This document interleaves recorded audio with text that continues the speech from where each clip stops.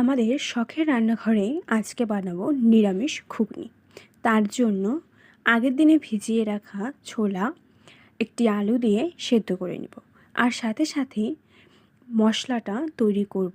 তার জন্য আমরা নিব আদা গ্রেট করে, একটু টমেটো নেব গ্রেট করে, একটা কাঁচা লঙ্কা, জিরের গুঁড়ো, ধনিয়ার গুঁড়ো, একটু গরম মশলার গুঁড়ো, একটু হলুদ গুঁড়ো এবং লঙ্কার গুঁড়ো দিয়ে দেবো অল্প, আর প্রয়োজন মতো নুন দিয়ে তা জলের সাথে গুলিয়ে রাখব।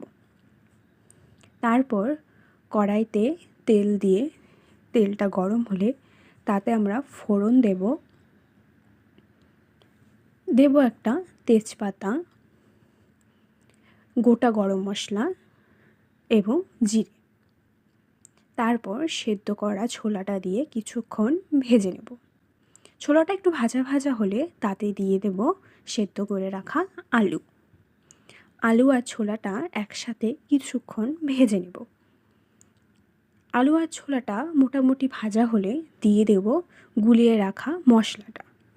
তারপর সবগুলো মিশিয়ে মশলাটাকে একটু কষিয়ে নেব। এই ঘুগনির টেস্টটা বাড়ানোর জন্য ধনেপাতা কুচো করে মশলাটা কষানো হলে ধনেপাতা কুচিটা ওপর দিয়ে ছড়িয়ে দেব। যেহেতু নিরামিষ ঘুগনি হচ্ছে, তাই ধনেপাতাটা দিলে তার টেস্টটা একটু ভালো হবে। সব কিছুকে একটু ভালো করে নেড়ে তাতে প্রয়োজন মতো জল দিয়ে কিছুক্ষণ ফুটিয়ে নিলেই তৈরি হয়ে যাবে আমাদের সম্পূর্ণ কম সময়ের মধ্যে নিরামিষ ঘুগনি।